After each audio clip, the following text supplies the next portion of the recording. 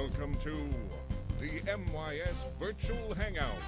Here's your host, MYS Music Director, Raul Gomez.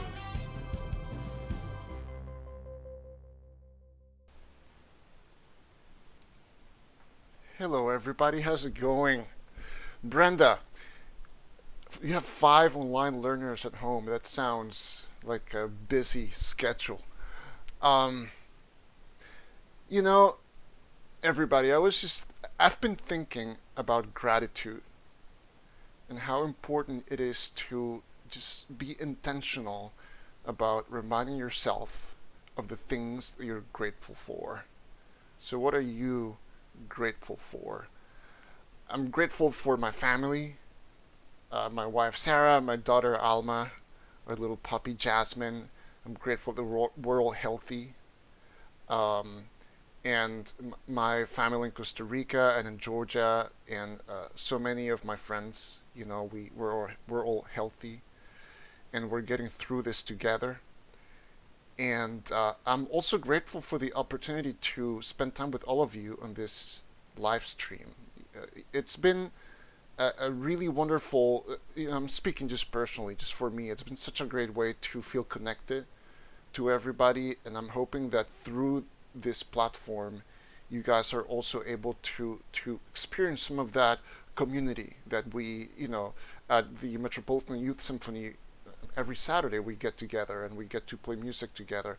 But hopefully, this is a different way to be together and to enjoy each other and enjoy this wonderful community that is the Metropolitan Youth Symphony, but also the Portland art scene and everybody who's around this really amazing group of people. So I am grateful for all of that, and I encourage everybody, especially as we go through these days that are just weird, to just take time to reflect on what you're grateful for. And I think that will help all of us just get through this. It's totally unprecedented, and it's hard sometimes to keep going and to stay motivated, But I feel like gratitude is key right now. So look around you, and just reflect on it. Maybe this is a good way to start your day too. When you wake up in the morning, uh, when you go to bed at night too, maybe start and end your day with gratitude, and that can only bring good things. I am also grateful and excited that we have not one but two amazing guests, and I'm gonna go ahead and call the first one right in. We're gonna be before we talk with Christopher Brown, amazing jazz musician. uh, he's done it all. He does it all. Uh, we are going to be talking with MYS chamber strings conductor Kevin Lefon. And Kevin has been doing a really, really wonderful thing with his online teaching, and I'm excited to talk to him and for him to share what he's been up to. So let's go ahead and let's jump right into this. I'm calling Kevin right now on Skype, and he should be standing by.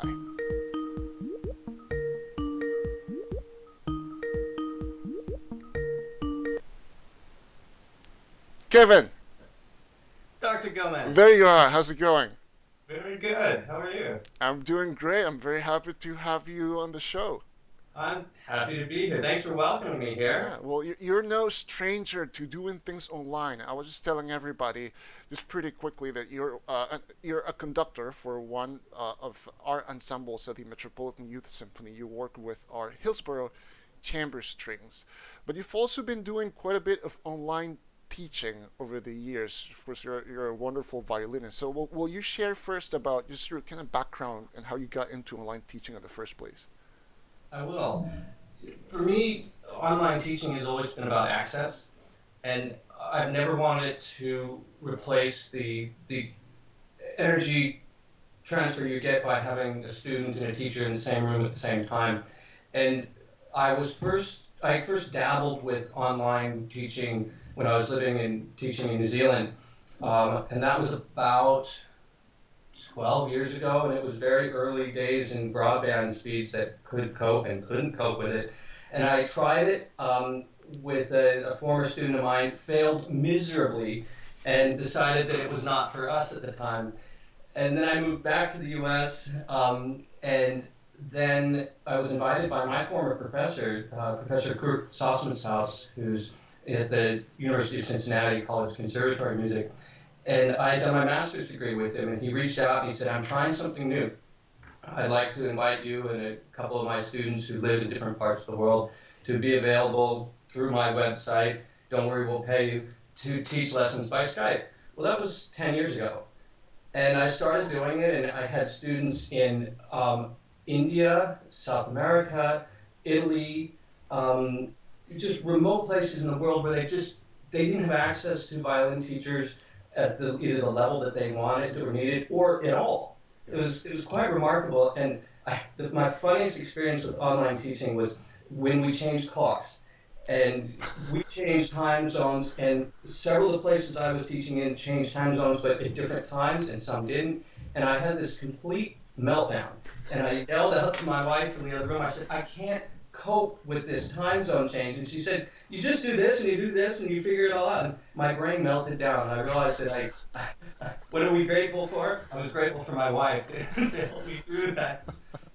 But it reminded me that technology has caught up to the point where we can share ourselves and our skills and our ideas with a broader part of the world, and they appreciate that. And I'll just finish that background by saying that the student that I first started teaching in that program in Italy was 9 years old at the time. She's still an online student of mine. She's in more lockdown than we are right now, as we know with what's happening in Italy. She's now playing virtuosically at a very, very high level at age 16. Very cool. Quite remarkable. Now, I've been very fortunate to be able to share her with other teachers, which is another benefit of Skype teaching, is that it can get complicated, but you can be a very unique and special part of somebody's life and their development. Yes. And so fast forward to now, and you have been doing something truly extraordinary. You've been doing online violin classes, group classes, which I've tuned in. You're doing these on Zoom, the platform Zoom, and I have here a little image that you posted online of one of these classes. So you have in this image alone, you have 27 little screens, and I tuned into one of these, and I was just blown away, not only by the effectiveness of the format and the teaching, but also, just the sense of community that I witnessed. So how has this been so far? Well, this is, I want to turn it back on you first to say, I was inspired by your jumping online and being a presence in front of people who needed you. And the flip side of that, of course, is that you need all of them and all of us. And so this is a time when we are able to connect with people. So my teaching practice, of course, is one-on-one lessons, but I highly, highly value the opportunity to bring like-minded people together in one room at the same time to inspire and challenge the heck out of each other. And that in my life was very disparate. I have my online studio, I have my private studio, I have my studio at University of Portland and my studio at Pacific University. And I had this grand experiment that I've always wanted to find ways to bring them together, regardless of age and location, but bring them together and challenge each other. And this presented itself as that opportunity. So 2.5 weeks ago, I thought, we can't get together. We're going to try this as an experiment. We may fail miserably, but let's try. Yes. And we came together and we had 15 students, and it was wildly successful on Zoom. And we did it as a masterclass style. And I just said, you're playing, you're playing, you're playing, you're playing. And the neat thing about Zoom is that you can unmute everybody, and everybody applauds, and everybody says hello, and it's chaos. Yeah. But then I tell them, okay, you're going back into your cone of silence. Here you go. With one click of a button, the class is quiet. Imagine if we could do that in an orchestra rehearsal, right? I know. What's been the response from everybody? Well, it's quite extraordinary. You can recreate that sense of energy transfer between teacher and student, and because, like here, as we see, there's comments on the side, we have also in Zoom the chat form to do that. What's been very interesting, and this was not something I predicted, but something I'm extremely happy to see, is that it's also brought different studios together, not my own. I mean, I've blown it up way beyond my studios, and my last class had 62 people signed up from 7 different countries. And That's I've amazing. had, in these 4 classes we've done, I've had probably a dozen different teachers online and bringing their students to it and commenting. And so it makes such a collaborative effort where teachers are commenting on other students, and there's all these really robust and helpful conversations happening on the side. It's been truly, truly exciting. And what I like to think about is that it's a perfect distraction right now for all of us. Yes, yeah, absolutely. And I was just so impressed with, it's this is such new terrain. It's such new territory, and we're all kind of forced to be creative and to, create these spaces. And, beyond the technological and the technical aspect of this, which, in itself is nothing short of a miracle that we can do this, right? Just that sense of community and just constructive how students were sharing with each other, comments and constructive criticism. It just also teaches students to think in a different way that they might not be used to doing, and our one-on-one lessons and that sort of thing. Now you have 3 of these coming up. I'm gonna remove this image from the screen for a moment, and I have put up the times here. So will you talk about these upcoming sessions that you have programmed? Yeah, the tried and true kind of favorite so far has been this performance class, and I recently had to request auditions for these because it got overwhelmed by requests to perform, and students have to register for them, and when they register for a performance class, they say if they would like to perform or to observe, and we only have so much time in the time we have to hear so many students. So students will submit a 90-second video to me. I decide how many students we can have and the students we want. And I don't just pick the quote unquote best students. Sometimes I see something in a student's playing that is a perfect example that we can share with everyone on how we can work to resolve these issues. So it's a kind of a guess of what kind of playing I'm going to choose to represent that day. That's our performance classes. Each student gets a percentage of time along there, but I'm always watching the comments. And so if some student says, try working on this or try fixing this, and then I'll actually ask that student, I'll unmute them to give some examples or to talk. So they become the teacher at that point. And it's really exciting to see that kind of cross pollination of ideas and sharing. So we have 2 of those. One is this Saturday. One is a week from this Saturday. And then a week from tomorrow, we have an intonation class. And the way this happened is I went crazy with an 8-year-old student, in the last class, and she had probably 20 minutes of a lesson on intonation. And she had fairly good intonation. She's in one of the Hillsborough groups, not in my group, but in the Hillsborough Overture group. And her intonation is fairly good, but it could have been better. So we really worked it. And then somebody commented, I'd love a class on intonation. So we can do this. So we're going to do an hour-long class on intonation next year. You know who signed up for that? I saw there was somebody who's going to give me a run for my money. I need an intonation class, so I signed up for your class, and I'm gonna take it on my violin on April 10th. I'm very excited about it. So you're also doing something extraordinarily generous with these classes. So will you share a little bit about that before we have to let you go? I will. This is the time where we have unsurmountable challenges in the world, and ourselves and our time and our challenge, and we are presenting ourselves to help with the stability in people's lives with our time. We have to make a living as well, but right now I'm in a position where I can offer some time to students to help their lives stabilize, and hopefully that's helpful for parents as well. But I realized that this was a needed commodity out in the community, and something that had the potential to drive even better goodwill. And so I've decided that these three classes have a registration fee of $10 per class per student, and I'm going to give the full amount of that back to MYS. And we're so thankful for that, Kevin. That's so generous. And you know, what we do at MYS and what you're doing, is we're given to the community. And like you said, right now it's trying times for nonprofit organizations and for performing arts organizations, and we are very proud of our amazing team of conductors, and you're one of them. And we're also very thankful for your generosity. So everybody, the website is on the screen, so check it out, kevinlefon.com/online violin classes.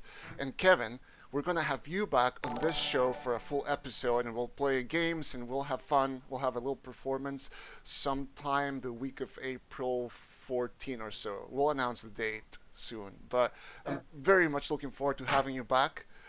And I thank you so much. Thank you again. The information is on the screen, everybody. And I will see. I hope many of you, if not at the performance classes, at the intonation class, because I'll be there too. I don't promise my intonation will be perfect, but I'll certainly try. Thank you so much, Kevin. It was awesome talking to you. Likewise, thank you so much. You're doing great work. I appreciate it. Thanks, Kevin. Bye, Bye everybody. bye. Okay, so that's Kevin Lefon. He's just amazing. And let's go right into our guest, Christopher Brown. He was. I knew him by name. I knew of his work, but an MYS parent who's actually watching right now, Brenda Eads, she recommended Chris for this show. So I reached out. He agreed to do this, and I'm so excited for him to share with all of you. He's a jazz musician, an educator, a public speaker, an actor. He does it all, and he's so inspirational. So let's just bring him right into the call. So I'm gonna go to Skype, and I'll let him share about what he's doing and what he's up to. All right, so here we go. Calling Christopher right now.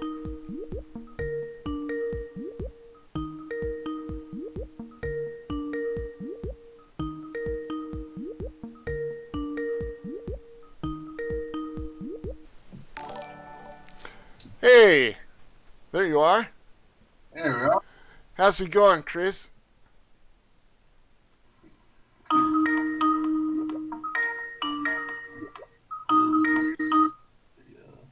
There you are. Can you hear me okay? Yeah, Awesome. I can hear you. I can see you. You're up on the screen. How's it going? good, perfect. Awesome. So you and I spoke a little bit yesterday as we were just kind of testing our systems and all of that. And I really enjoyed chatting with you. And I'm so thankful that you agreed to share with Metropolitan Youth Symphony students on this platform. And we're also going to hear you play a little bit. But before we get into any of that, tell me about, what are you up to these days? How has this situation changed what you do on a daily basis? Well, obviously, I'm kind of preparing for less gigs right now, but I am actually somewhat excited, as we discussed yesterday, that I actually have time to really sort of pivot more towards the direction where I want to go. I think oftentimes we sort of find ourselves in certain places in life or certain grooves, if you will, of life. And if you ask yourself how you got there, you're kind of like, how the hell did I get here, right? And so that kind of presupposes that where you are in life happened on accident as opposed to on purpose. Mm. And so, you might start off like, I have a very clear goal. I want to do this. And then these other opportunities come in. You're like, well, this shiny thing looks exciting. So I'll do this. But after a while, you become so distracted away from what your central North Star purpose was. That after a while, you're like, how did I get here? And you might be making a bazillion dollars, but it still at the same token might not be in alignment with what your initial goal or plan for yourself was. And so now that everyone is sort of sheltered in place and you kind of like are stuck to deal content with your own thoughts, it's an opportunity for a lot of people, myself included, to really go, all right, this is what I have been doing. Is it really serving me, or has it served me well so far? And do I will still be value in the next coming months, years ahead? And so, as we spoke on yesterday, everyone's sort of in sort of pivot mode. Yeah. Certain Yeah. people in freak out mode, and other people are looking at it like this is a great opportunity for me to actually create that intentional path that I wanted to create in the first place. Yeah. And so as I sort of think about the value of music and more importantly, how to justify, so to speak, the value of music to someone who doesn't really see the value of it. Maybe there's someone who's like a financier, and so this music is sort of this amorphous thing that it's around you, but not quite sure how it really fits, and so as a result, you don't can't really value it that way. And so I'm actually excited to be able to take the things that I've been just about myself to and be able to deliver that type of messaging to someone that maybe has deep enough pockets to want to pay for me to hear it. Yeah, I could not agree more, and especially about what you're saying about your center and your core, right? And how Yeah, when a situation changes, your context changes. You still have that center and you have that yeah, core, and if you explore that center and if you stay true to it, you will continue to grow, right? Now, let me ask you this: will that's you right. just give us an overview of all the different things that you do? Because I mean, I was reading your bio, and it's just like every paragraph is like more impressive than the previous one.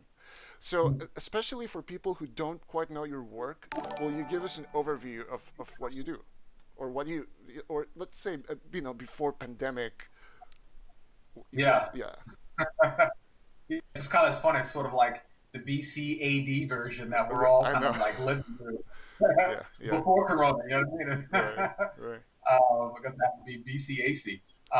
So I guess maybe a good way of looking at it.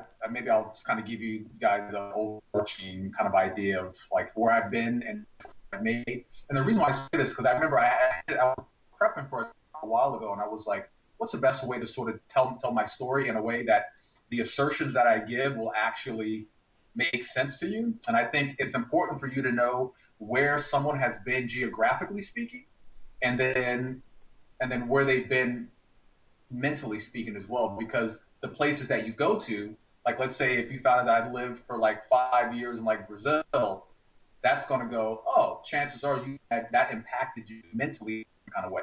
So I kind of the the Reader's Digest version of it all.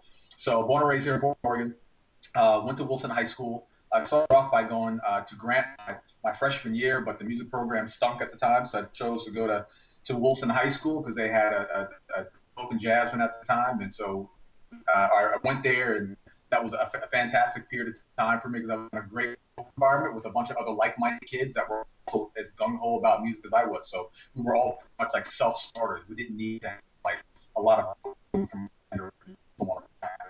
we would our version of skipping school was just going to the band room to shed. That was it, right? yeah, yeah, And so that's kind of how I would justify skipping like a certain class. I'm like, but I'm still in school. They're like, yeah, but you're not where you need to be. So anyway, so I graduated from high school in 1995. Joined the Marine Corps, and I remember I wanted to be in New York City. I didn't know how to go about doing that, and there was a guy who was a friend of mine. He was like 2 years older than me. I met him kind of basically through. Actually, I met him at the Mountain Jazz Festival workshop years ago when that was like a big deal. And then we ended up transferring to Wilson High School at the same time. He's 2 years older than me, and he was like the big brother that I guess you could say even though I have two older brothers, but they're much older than me. Point of the story is he had a full ride to Berkeley, so he was already on the East Coast, and then he would kind of relay back to me what the thought processes were of people city and Boston and how they were thinking about music, which was very far advanced from where my brain was at the time. And so I remember going, well, if because I remember he was also not sure if he was going to stay at Berkeley. I'm like, well, it doesn't matter to me where you go as long as you let me know where that is so I can go there. Because he was like the guy that really hung onto his coattail. So anyway, long story short, I didn't get accepted or I didn't get like an audition into Berkeley, and I put all my eggs in that basket because again, I was trying to follow this guy. right, And so there's sort of a grateful in there as well, which is show me your mentor and I'll show you your future, right? So he was the guy that I was looking as my high watermark. Anyway, I didn't get in, and my dad's like, as soon as you're 18, you're out of the house. I'm like, all right.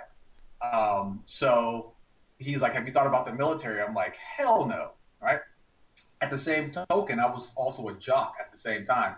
So like I played tennis 7 days a week all year round, lifted weights 7 days a week all year round. So kind of like two things I was probably end up doing, which would either be a professional bodybuilder, professional tennis player, or professional musician. It was kind of under those three umbrellas. And so let's see. I remember. Oh yes, the Marine Corps recruiter would show up to school all the time. Naturally, the first place they would go to was a weight room, right? Like, why not go to the weight room, find all the guys who were in shape or people who were in shape? And so I took the little test, passed it, and they were like, "Hey, you want to join the Corps?" I'm like, "Hell no!" Right? So I thought I was done with them, but then they kept calling me on the phone, and I remember like at one point I started making up lies, saying, "Yeah, I got accepted into like Berkeley or Juilliard," and like that's it, right? And they're like, "You sure you can't change your mind?" I'm like, "What did I just say?" You know what I mean? And so eventually another guy called me back. I think it was like, yeah, that's right. It was not the same guy. It was somebody totally different. First two times the same guy, third time a different guy. And I was like, let me go down, hear what you guys have to say. Just like went down there. And of course, these recruiters are very skilled at what they do. And he showed me like, you know, that they had music in the Marine Corps. I'm like, no, I didn't know that. Right. And that's when I learned that all the branches of services have music in them. So I was like, oh, okay, now my mindset and awareness of things started to expand. And then that was when I realized I'm like, well, I didn't get accepted into any schools, and I had to do something out of high school. So I might as well get paid for doing the same thing that I'm going to do anyway, right? And kind of get my butt kicked a little bit and learn how to actually grow up a little bit. And so I go, I'll go ahead and join the Marine Corps, right? So I joined the Marine Corps band field, and I was like, I actually have 4 years to finagle away out of Portland or finagle away from Portland to New York City. And so it just so happened that like that moment of me being able to make it work came in the last 2 weeks, because I remember I was like, 4 years has gone by and I don't see any door, any window that's open for me to get out there. And so I was like, man, I'm gonna probably have to go all the way back to Portland. But the great thing about it, I was, well, if it doesn't work out, I can always go back home. So that's the great thing about being young and having parents that are still young enough to be and financially secure enough to be able to like to cushion the blow if I fall. Right. And so I'm like, I'm gonna go ahead and try. And so it just so happened 2 weeks before I got ready to get discharged from the Marine Corps, I met a guy who was a director for HUD, for Housing and Urban Development, and his wife happened to be a judge. They lived in Teaneck, or not Teaneck, but Red Bank, New Jersey. And so he was like, come stay with me and my family until you figure something out. I was like, whoa, this feels really strange. I hope you don't kill me, but you seem safe because I met your kids. Your kids are super sweet. You know, your wife's sweet. I'm like, all right, I'm taking a chance on this. So I lived with him, and that was phenomenal, right? Stayed with him for about maybe 2 weeks, and then he found me another spot that was closer to the city because Red Bank's about an hour and change away from New York City. And so I ended up moving into South Orange, New Jersey, which was great because like right around the corner from me was like Thelonious Monk Jr., Lauryn Hill lived like 6 blocks up the street. Naughty by Nature was in the neighborhood. You know, it was crazy, right? And that put me 15 minutes outside the city. And what was great, I remember when I moved in with this lady and her daughter. The lady worked for them. So here's another sort of like to maybe keep in the back of your mind the power of relationships. Yeah. So because he had a woman that worked for him, and she lived in South Orange, New Jersey, and her house had been broken into 6 months earlier. She liked the idea of a man, especially a military presence, in the house when she's gone and her kids at school. So I was kind of guy who would watch out the house. It was great because I had this huge house. Keep in mind, it's a very affluent neighborhood. She's like, how does $300 a month in rent sound? I was like, yes. And I was like, yeah, that seems fair. That seems fair, right? And so she'd be gone all day long. I'd shed in the house all day long. And then when she'd come home in the evening, that's when we're kind of like crossing paths, and she'd make me dinner, sometimes wash my clothes, whatever. And then I go hang out in New York City till like 4 o'clock in the morning, then come on back and sleep all day and get up and do it all over again. Like, I've hit a lot in life. It just so happened that her cousin lost her job. This was in the months between September and December of 1999. So her cousin lost her job in December. So she's like, well, blood is thicker than money, so you got to go. I'm like, crap. So I was like, well, and if I'm going to be able to live out here, I need to be able to pull some money from somewhere, which looks like Montgomery GI Bill money and Marine Corps College Fund money. So as long as I'm in school, I have also a residence. So Rutgers University was right down the street. I'm like, this is going to be awesome. Unfortunately, they weren't accepting students for January of 2000 at the Newark campus, but they were at the New Brunswick campus. So that's what put me in Central New Jersey. And while I wasn't totally knocked out by the by what the program had to offer, the professionals or the professionals, the professors were totally worth their weight in gold. And so a lot of the success that I had came from the relationships that I developed with those guys. Because I remember right before I enrolled in college, I used to go over to Wynton Marsalis's apartment a lot, and we go around the corner and shoot hoops because he lived he lived in the Lincoln Towers, which is around the corner from where Lincoln Center is. And so there's a basketball court like 3 or 4 blocks away. So we go there and shoot hoops and go back to his apartment, listen to music. I'd show him some exercises and stuff like that. I remember asking him, should I go to college for music? What do you think? And he just goes, that's the stupidest choice you could possibly make. I was like, okay, do tell, right? And he goes, I've only got 1 semester of college under my belt from Juilliard. He said, I literally went to school for 1 semester and then dropped out because all these great gigs started pouring in, right? And I was like, okay. I also realized that I have to take it with a grain of salt because he showed up with momentum behind him to begin with, right? And I knew that I wanted to have a level of security, which means being able to teach at the college level. So if I'm going to teach at college level, I got to have that piece of paper, right? Sure, so sure. I took it with a grain of salt, but mostly I dismissed it. Then I called another guy. His name was Andrew Hill, a famous jazz pianist that passed away. And he passed away, I don't know, like the early 2000s. And he goes, don't go to a school for the program. Go to the school for the professors. Because the school is not going to give you a gig. The professors will give you a gig.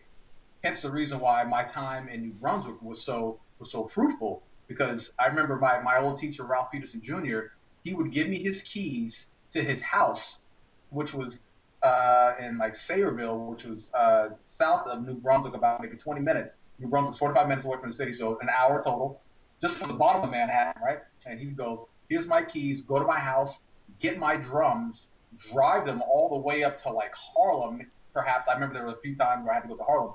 Go all the way up there, set them up, and I'll pay you $100. But it also gave me free admission into the daggone venue, and he was able to personally edify me to the other guys in the band. Hey, here's a student of mine, Chris. He's a bad cat. You should hire him for things. I was like, man, that drive was totally worth it. You know what I mean? Yeah, and you know what?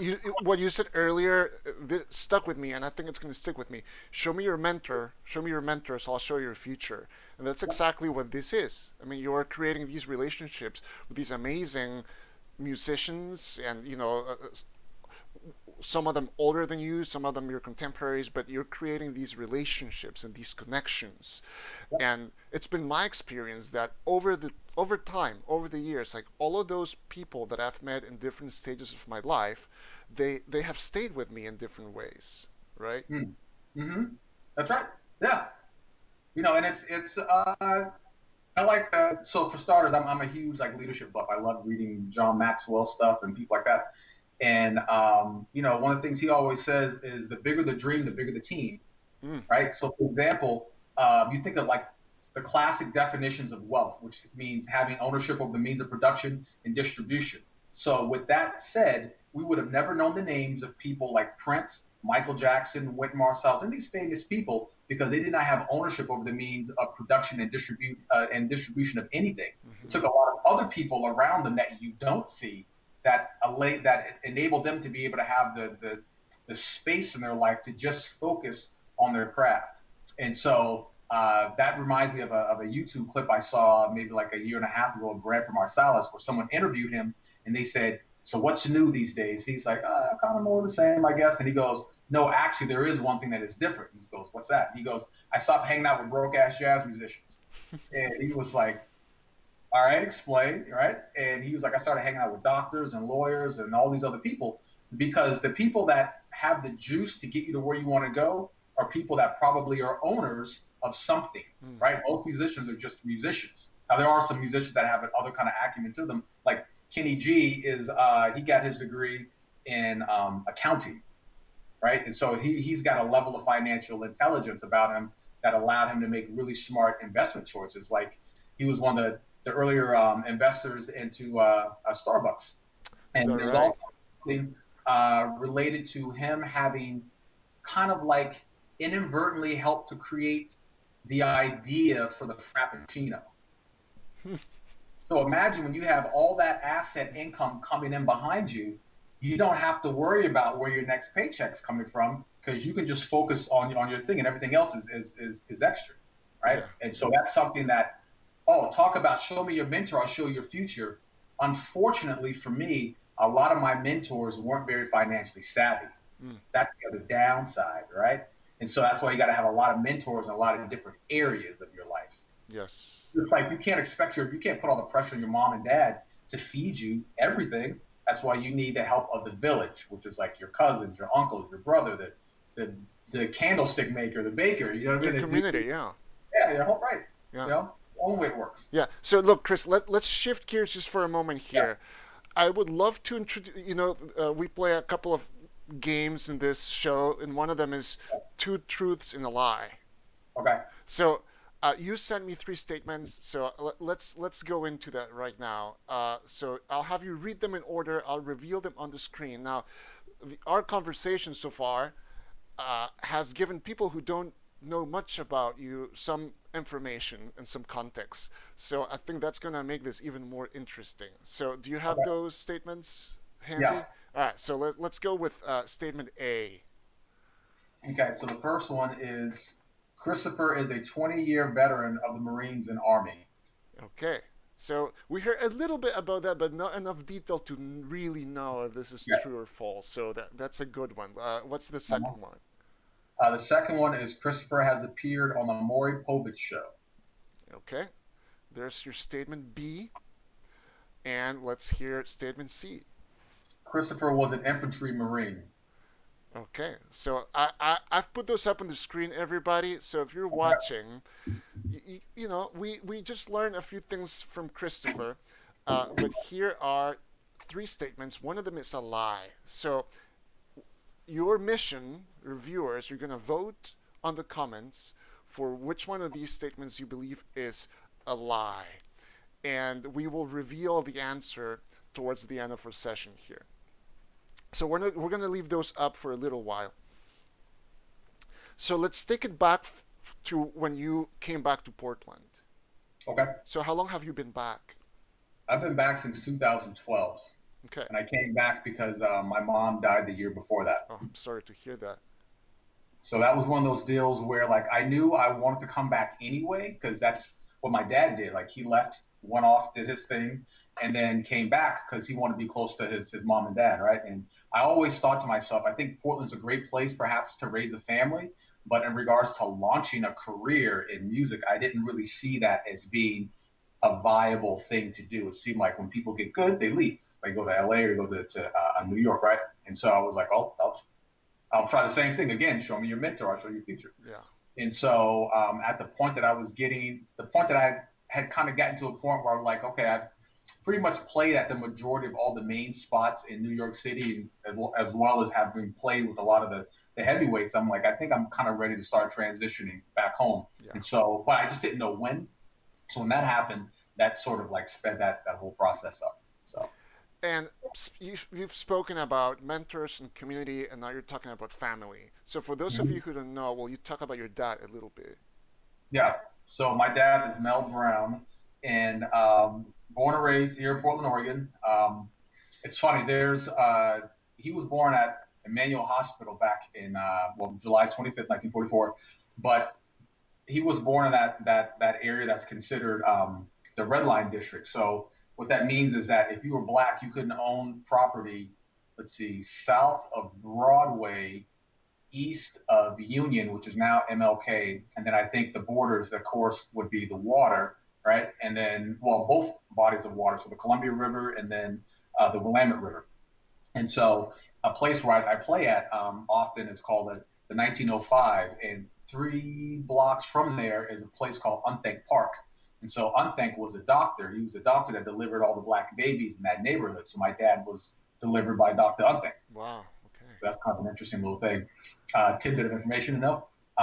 But let's see. Yeah, he got his first like big break was being a part of Motown, right? And so apparently the story that I was told was that the old comedian Red Fox found him, and I think at the time my dad was playing with a group up in Vancouver. I think like Vancouver, BC, that is. Okay. And one of the members in that band was I think Tommy Chong from Cheech and Chong. So he was a musician before he was a full time comedian.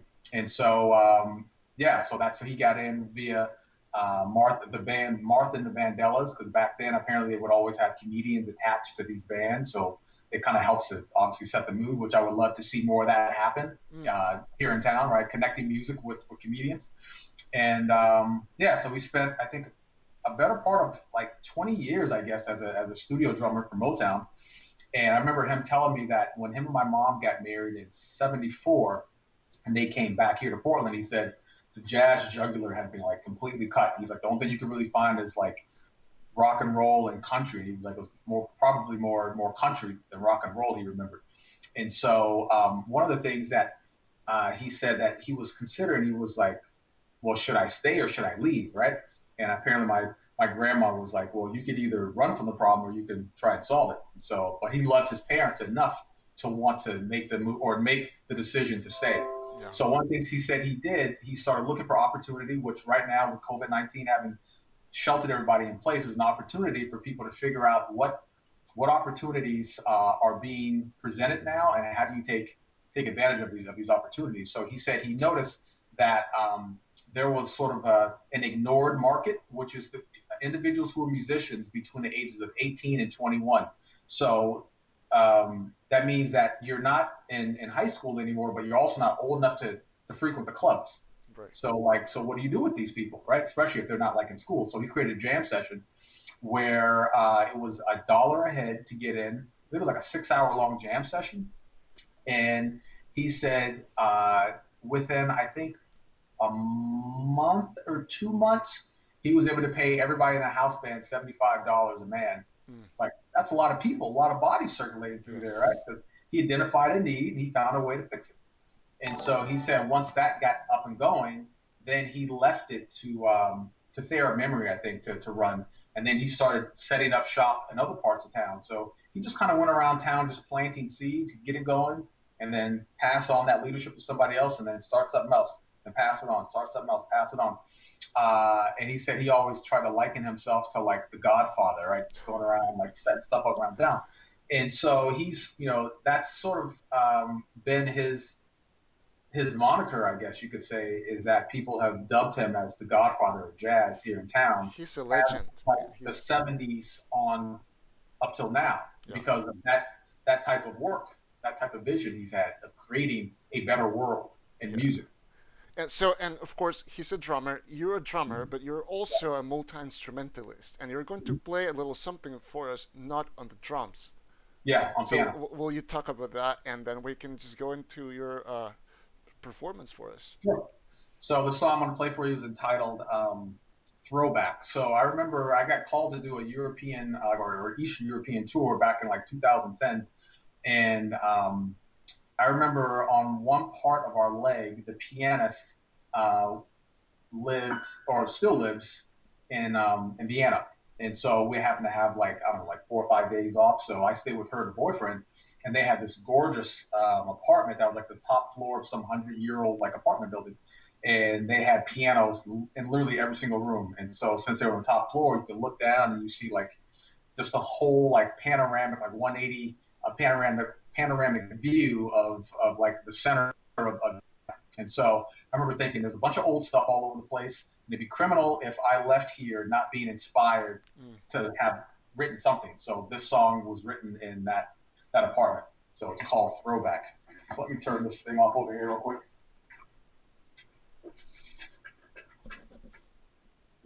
And the reason why I call it Throwback really has more to do with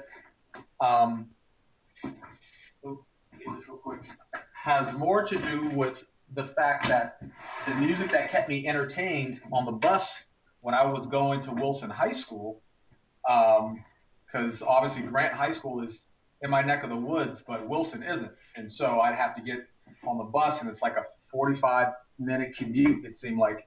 And so I was always listening to certain records that were basically jazz music of the 1990s. Was that sort of that informed the base of my sort of musical aesthetic. Sure.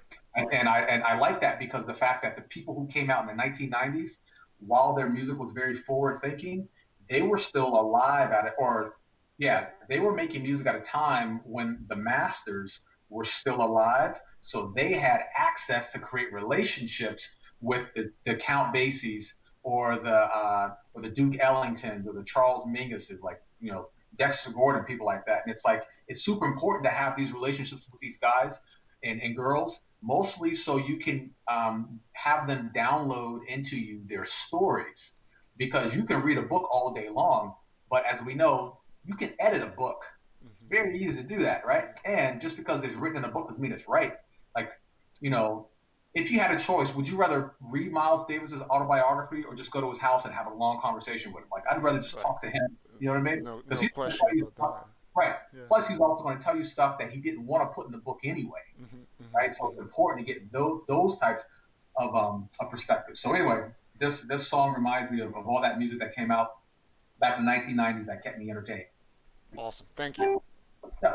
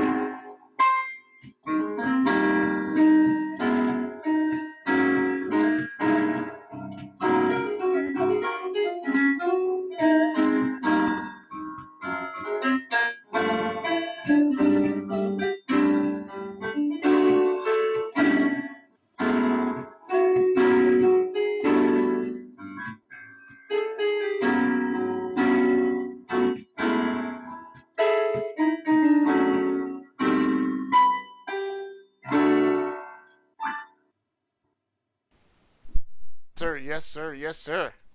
All right. Thank you for that. That was Throwback by Christopher Brown, performed by the man himself, Christopher Brown. So, what? So, I'm just curious. So, do you, when it comes to your musical, I don't know, your musical brand, or your, or from an instrumental point of view, do you have? I mean, are drums? Do you call drums your primary instrument, or do you Yeah, have? yeah, absolutely. Okay, Yeah. but you're extreme. I mean, you just played the heck out of the piano, and you're also an amazing saxophone player. How do you how do you stay in shape when you're a multi instrumentalist? Like, Great question. So I actually don't really practice piano hardly ever. Like I only really just kind of started dusting off the cobwebs just for this. I use it mostly for writing music, and I practice saxophone like once every God knows how long. Like I, the only time I ever really play saxophone is when like I'm teaching a drum lesson because oh, it okay, helps for me to be able to like go, here's a way of thinking about something. Now let's try it. Because if not, then I'm just telling you a bunch of like theories, and hopefully you remember half of them when it comes time for you to have to go and actually apply them. So it's nice to be able to have an instrument I can play where the student can get a chance to see in real time how the idea actually works. So to answer your question a lot more specifically, um, everything I do is based upon foundation. So what I ended up doing years ago, because I started off with piano when I was 5, and I stuck with it for maybe like a year or two, and then got bored and picked up sports. And then saxophone came around in 6th grade, and drums like halfway through my 6th grade year. And I just sort of kind of kept them all up over the years. But what was funny is I always kind of had a natural physical ability to play drums. And so as a result, I spent more time shedding piano and saxophone back then. sure. So if you ever saw me skipping class in school, it was never on drums. It was always on saxophone or piano. And so, but I remember there was a point where I got frustrated and I was like, I don't want to play saxophone anymore. It just does not make any sense to me. Like, how are people able to solo it and it work? But piano started to make sense. And the reason why piano started to make sense is because I want to go to the Mountain Jazz camp workshop, and my dad was discouraging me from going because he was like, I think I was like 13 or 14 at the time. And he was like, well, this other kid went, and he's basically saying this kid has even more ability than you, and he had a rough time because of like the theory part of things.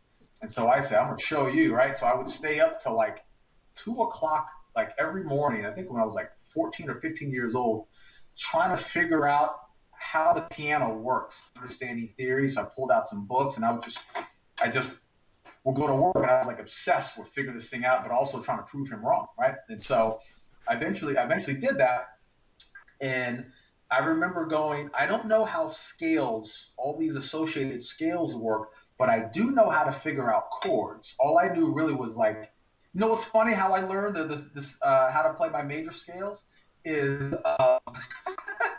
so I knew that C to C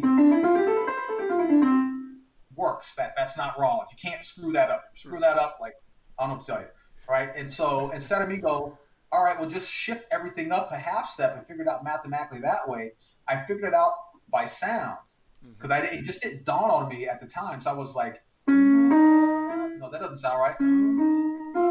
So far so good. No. And then I would go back and like and test it against this. No. No. Got it. And so I remember I memorized my scales by thinking of it in terms of like a road, like if you gave me directions to get to your house, I'm like, all right, make a right on Fremont, then go a half a block to to 14th Street, and then go 3 more blocks, then make a left, and it's like the red house on the left, something like that, right? So I memorized it that way.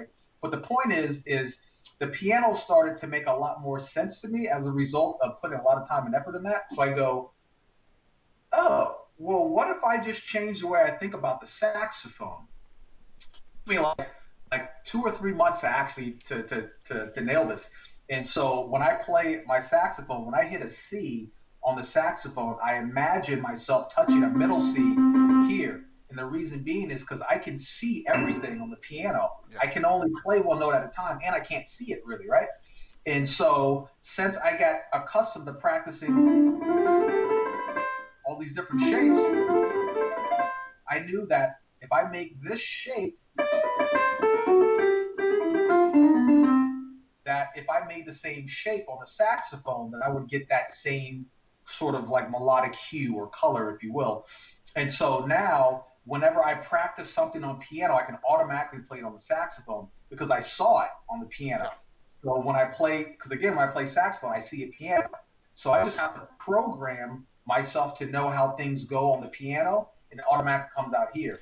The only thing that would prevent me from being able to play it clean is just that's just digital dexterity.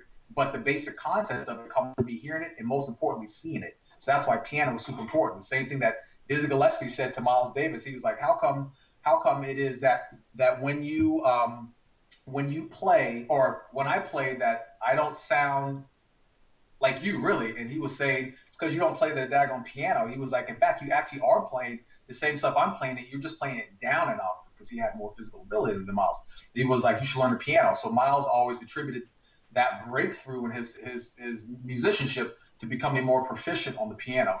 And I don't know a single musician who's super proficient at their instrument that can't get around a piano. I don't know not one. Yeah, these skills are so complementary, and what you're saying is just triggering all kinds of thoughts in my head. Let me just share a couple. Number Yeah. one, some of the best jazz drummers that I've heard in my life in recordings or live performances are Mhm. able to think harmonically. Yep. So that's one thing.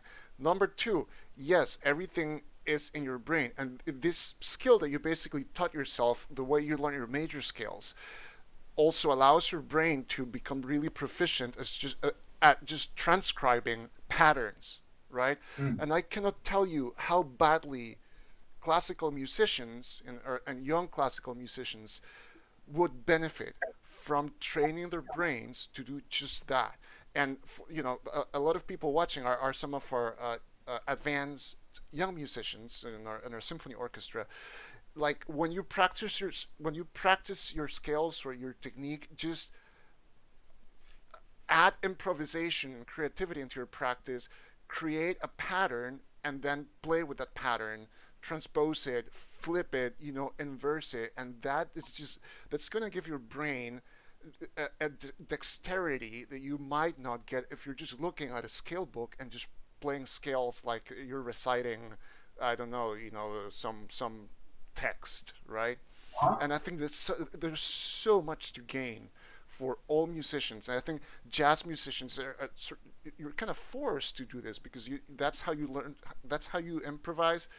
And as an effective improviser, you're also in a deeply collaborative environment for which you need your brain to do that. But classical musicians, Yeah. often we have the I don't know, the handicap of not learning to train our brains to do that actively, exactly the way you're describing it. So I just think that's a fantastic approach, and I think we have so much to learn from that.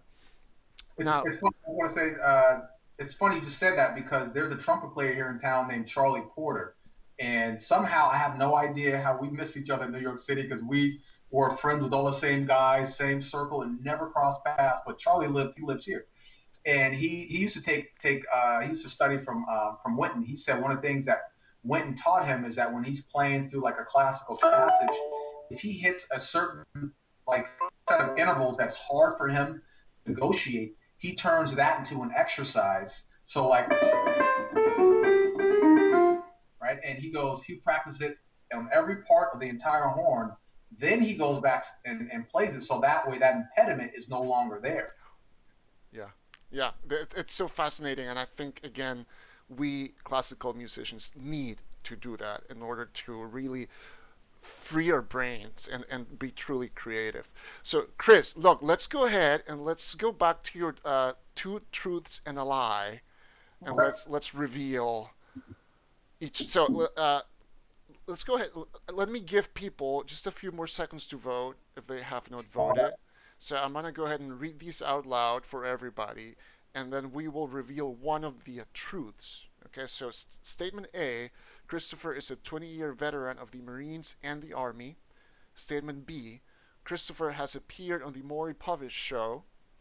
Statement C: Christopher was an infantry marine. And now, let me just take a quick look here, Chris, and see what people voted. I see a couple of A's, so people thinking that the first one is the lie. I see B. I see C. It's looks pretty well balanced. So why don't we go ahead and let's have you, Chris, reveal one of your truths. Okay. So the truth is the first one, a 20-year veteran of the Marine Corps and the Army. And the reason why is because after I left the Marine Corps in 1999, I thought I was going to be done. But again, like I said, I needed money, right? And so it turned out that they were also waiving 100% of your tuition if you join the National Guard in New Jersey. So as a result, I went and joined the Guard for that, and then I finished out the rest of my time out here in 2017 with the 234th Army Band down in the Clackamas area. Awesome. So there you have it. If you answer A, you were wrong. So let's remove that from the screen. And Chris, let's reveal your second truth, which will reveal the lie also. Okay. So the next truth is that I was on the Maury Povich show. Yes, I was really hoping that was a true statement. Okay, so you have to share about this, and also, uh, yeah. So talk about this. All right. So somehow I got roped. Oh, okay. Going back to that tour back in 2010 in Eastern Europe. On the way, a friend of mine gave me a call. He was like, "Can you do a Head and Shoulders commercial?" I was like, "I would love to, but I'm getting back in town like the day after they need me to be there." I'm like, "Can you guys just hang on an extra day?" And they're like, "Sorry, dude. Like we got to move quick." I'm like, "Damn." So it just so happened, I was like, all right, well, so much for that. But then I remember I was thinking, I should be persistent on this. So I called back. I'm like, are you sure there's nothing else we can do? So the lady who I ended up talking to, she appreciated my persistency, and she goes, well, no, you can't. But however, she goes, I think you have a good look for print work and maybe some modeling and stuff like that. So give me a call when you get back in town, and we'll talk. And so she became my manager. And the first thing that she booked me on, like the successful booking, happened to be the Maury Povich show.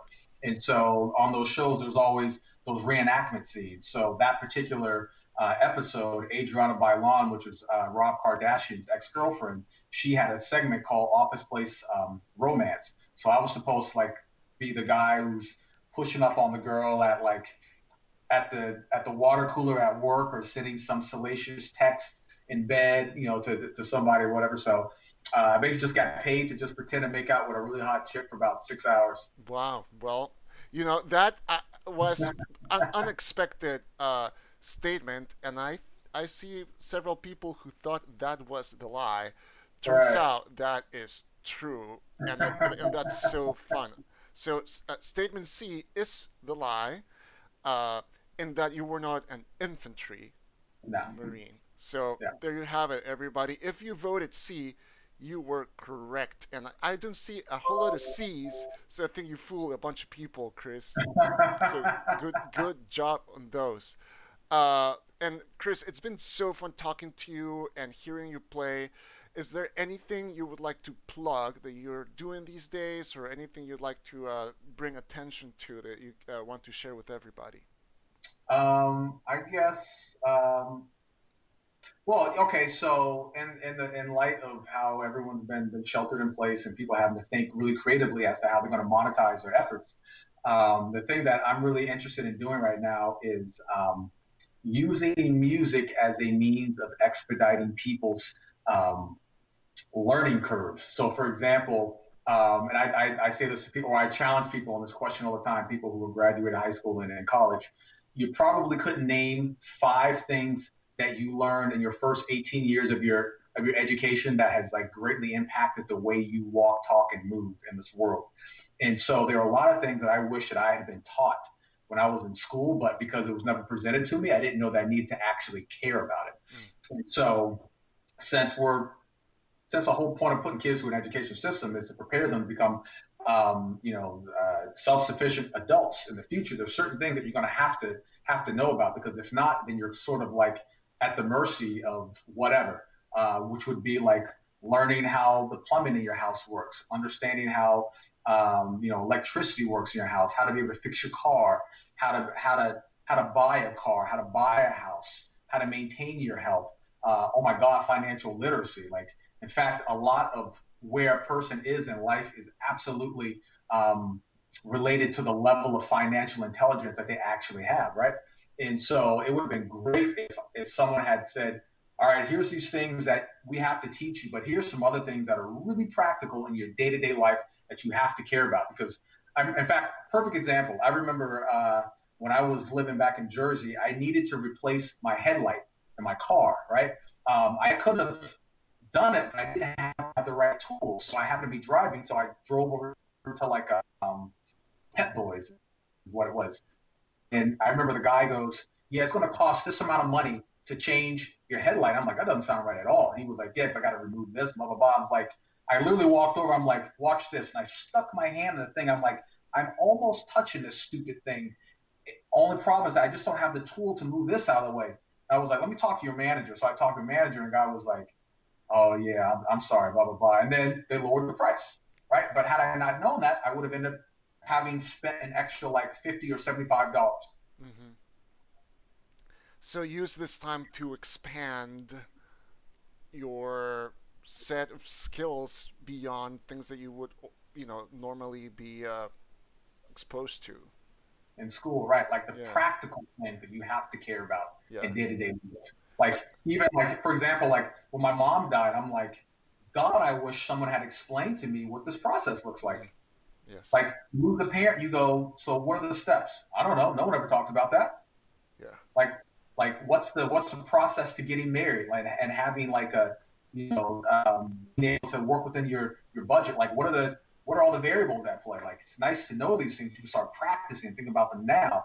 Just like it's good to get the basics of music out of the way now, so that way when you find yourself in the fog of war, if you will, when you're on the bandstand with people who are playing all types of crazy rhythms and harmonies, you're like, okay, I don't know everything that they're playing, but I know enough of the basics to stay alive, right? Nice. Yeah. So, right, and so I'm using music as a way to have a conversation with people, or using music using music as a way to help reframe the way people learn these things. Because if you learn, if for example, if you're a master at understanding music, just take the same framework and apply it to everything else, so that way it speeds up the amount of time it takes you to actually learn that thing. So with that said, I think maybe one of the last bits of sort of like a value add that I can leave is there's only three things you have to be able to do to be a functional musician. Just like I need my phone to be a phone before I need to be a house of apps, right? And so when it comes to music, the technical aspects of it means you have to know how to stay in tune, how to stay in time, and know what it means to learn a song. That's it. That's literally it. The difference between me and Herbie Hancock is that he's been thinking about this longer than me. But that's literally it. So for all you kids out there who are studying music, every teacher you go to study with, those are the questions to ask. Hey teacher, hey Mike, um, what strategies do you have to consistently keep yourself in tune, in time, and to know how to memorize songs? Got it. Let me go over to this other guy, Jeff, or Sally, or Sue, or whoever. And that's literally the entire process for the rest of your life. And so all you're doing is going through life collecting strategies on how to be more consistent in those three areas. I call those the three commandments. Thou shalt always be in tune, thou shalt always be in time.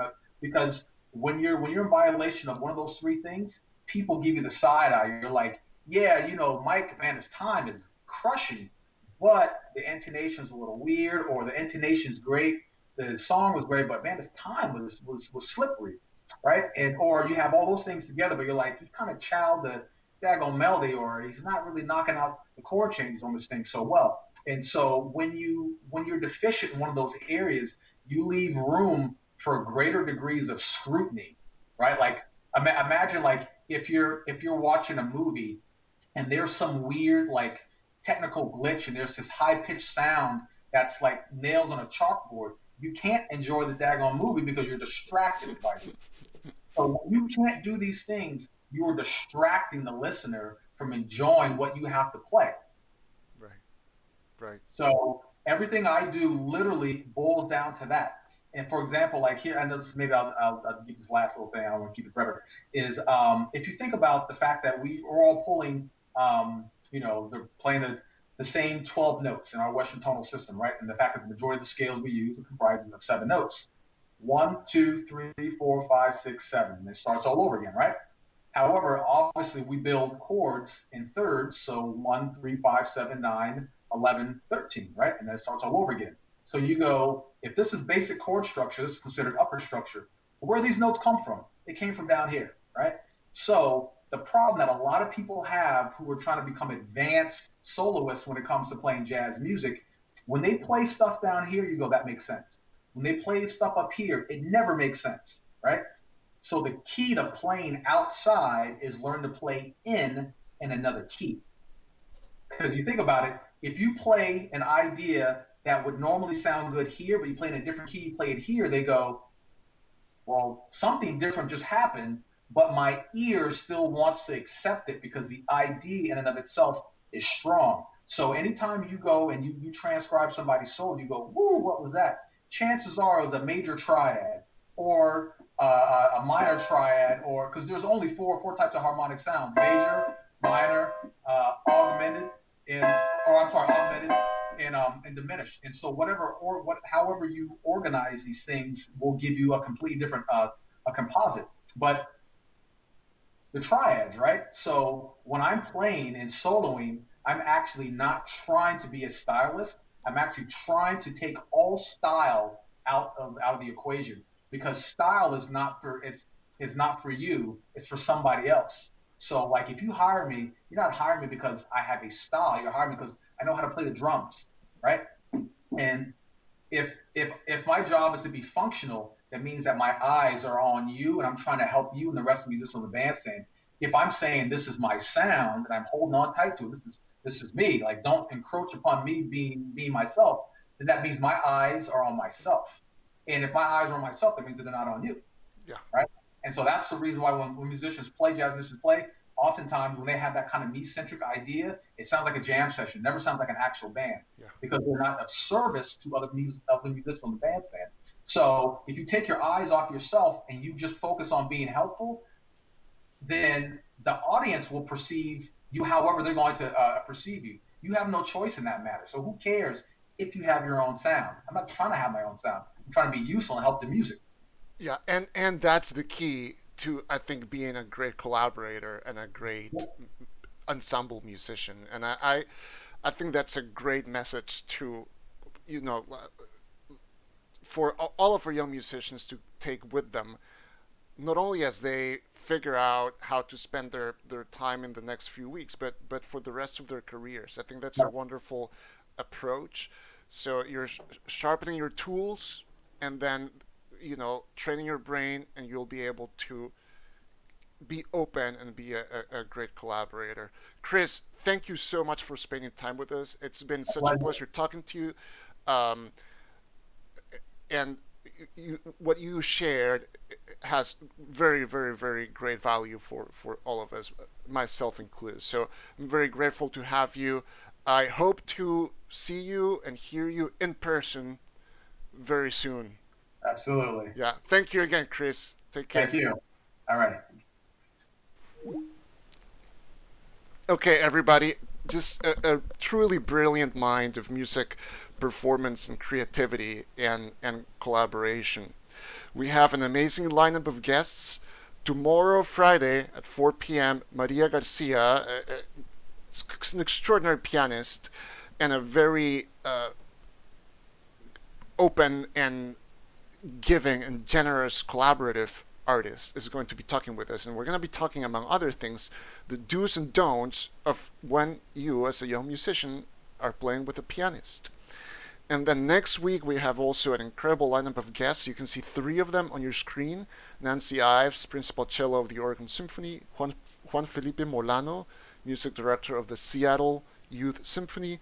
Jennifer Arnold, formerly violist with the Oregon Symphony. Now she is an artistic administrator working with the Richmond Symphony. And we have an amazing guest for Friday of next week that I look forward to revealing tomorrow. So thank you again, everybody. The MYS Gala is tomorrow, Friday, 5:30 p.m. Go to our website, playmys.org, get the link, and support MYS. You'll be able to bid on our live auction. One of the items is a custom-made garden bench that I'm making for you. So tomorrow after our show with Maria, everybody go over to the MYS Gala online from 5:30 to 6 p.m. So thank you again, everybody. I will see you tomorrow, and I will leave you with a little bit more music by Roy Hargrove. Thank you.